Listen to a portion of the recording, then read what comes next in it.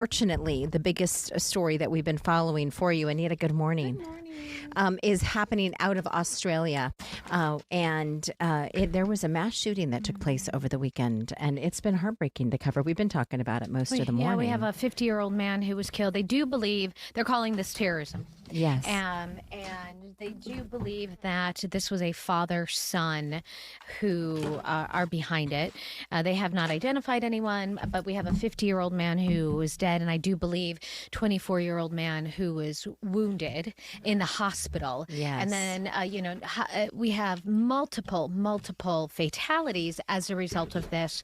But we also have injuries as well. Dozens and dozens of people who are in the hospital after they were shot. And this is the video that you're looking at Bondi Beach. There in Australia. 42 people are being treated at local hospitals. I'll read a couple of different pieces of information for you, and then we have some sound and a really important interview to get to this morning as well. Thank you, everyone, for saying good morning in the chat, and we'll get to you in just a quick second.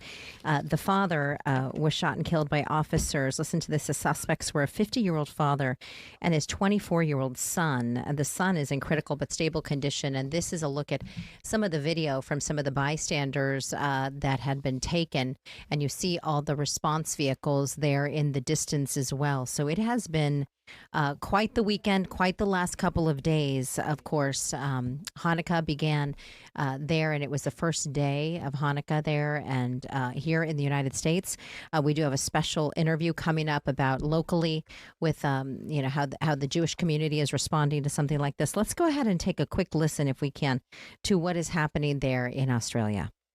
This is the holiday of light, the holiday of positivity, and there can be no better time than to be proud Jews, and we're standing together as a community. Yes, we need to be vigilant and careful and safe, but not forget about who we are and be proud of who we are. Now more than ever, it is so important to combat this darkness and hate with so much light.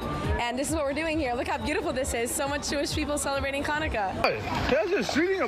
So that actually was some of the local response.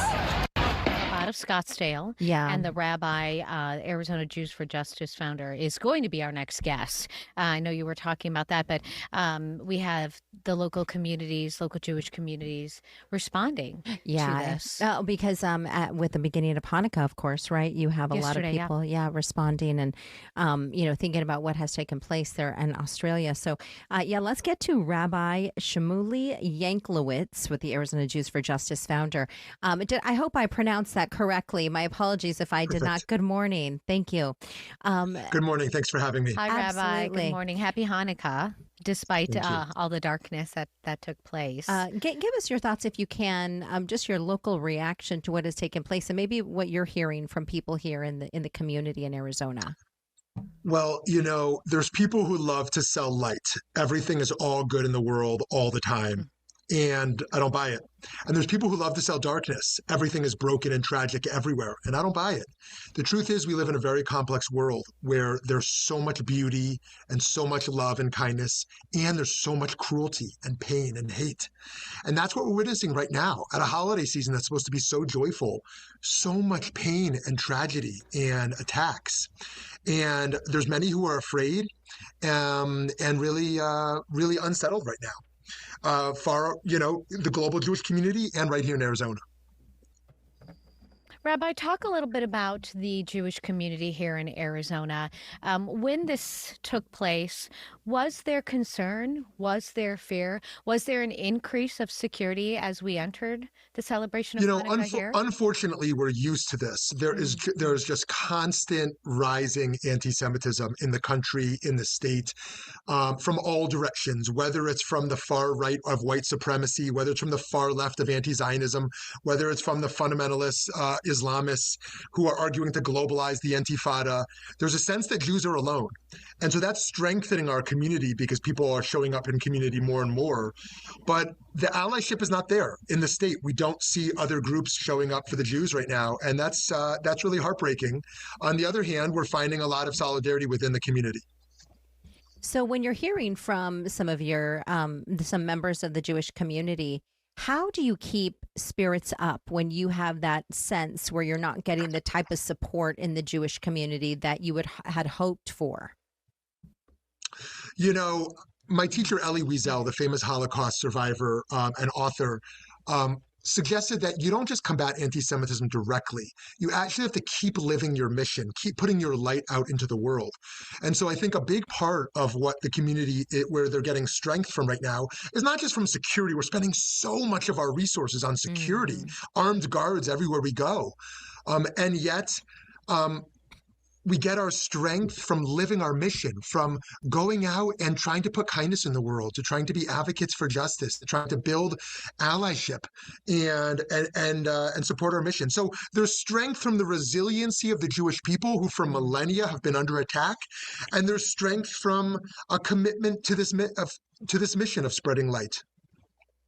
Let me ask you, you mentioned that you're not seeing the support from other communities. What can people do? What would you guys, what would the Jewish community like to see as far as support? What can people say, do, show to let you know that they're with you in solidarity?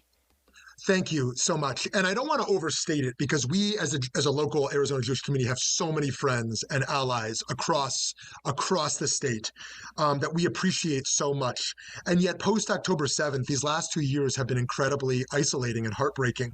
What we ask first and foremost is to call out radicals within your communities, those who are spreading hate to any group, again, whether it's on the left or the right or wherever it is.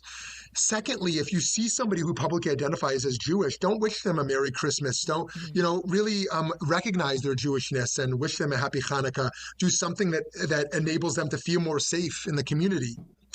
And I think thirdly, to show up for us, show up, reach out to a Jewish friend when there's an attack, reach out to say you're not alone. We appreciate you, because what I think makes America so wonderful is not that we get rid of our uniqueness, that we're just Americans, but that we acknowledge, we celebrate you being a Christian or you being a Muslim or you being a Jew.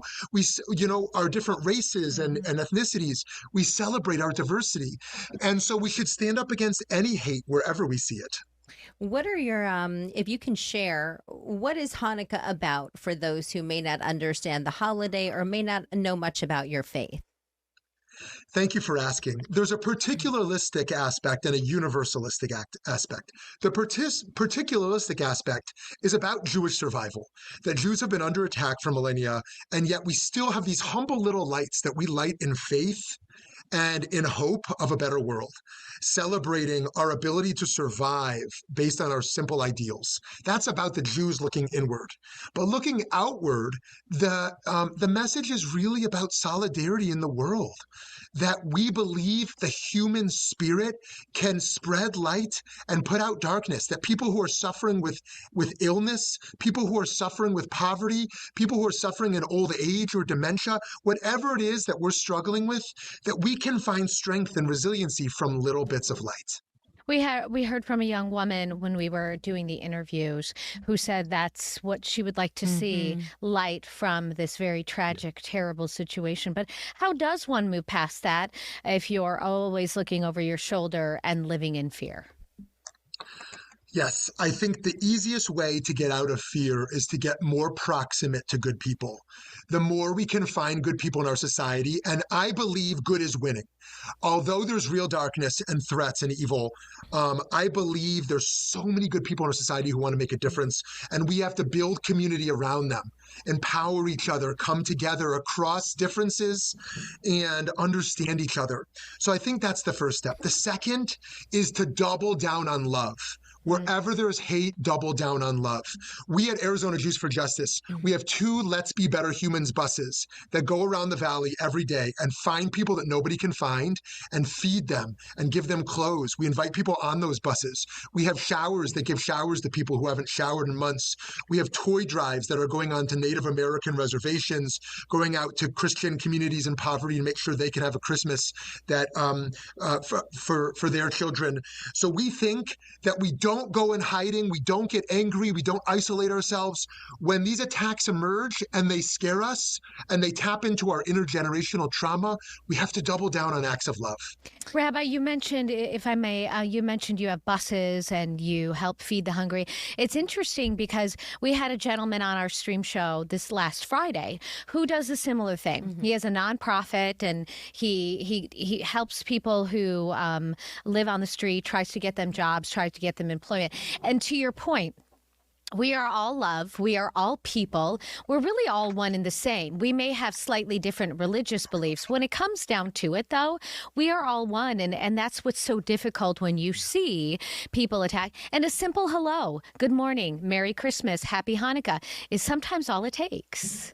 Yes, exactly. You're exactly right. You know, that beautiful mountain view of a mountain behind you.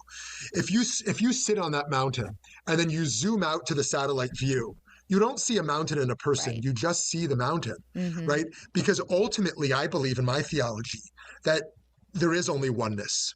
There is only God. There is only the light of God within all people. And whatever our different theologies are, I, of course, as a pluralist, I accept that. But in my religion, in my faith, I believe in that oneness. I believe in the diversity, but also in that oneness. And so I think the more we can do charitable acts and acts of kindness, the more we'll experience that. Those differences will fall away and we'll see our core commonality of goodness. You know, we have a very active chat here on YouTube, and we have someone who just chimed in, Charles David, Rabbi, and he says, we may all be different, but we are all part of the same body. And I think if more people understood that, and most faiths, if you look at the foundation of it, they are all built or supposed to be built on love. And so even though you may not agree, right, you build it on that. Well, our prayers are for you and your community and the Jewish community here in Arizona. And we so thank you for your time this morning, and happy Hanukkah to you. And we hope you have a wonderful season. Happy Hanukkah. Thank you. I wish everyone happy holidays, and I hope we can channel all of our blessings into goodness for those around us this year. Wonderful. Thank you so much. Have a wonderful day.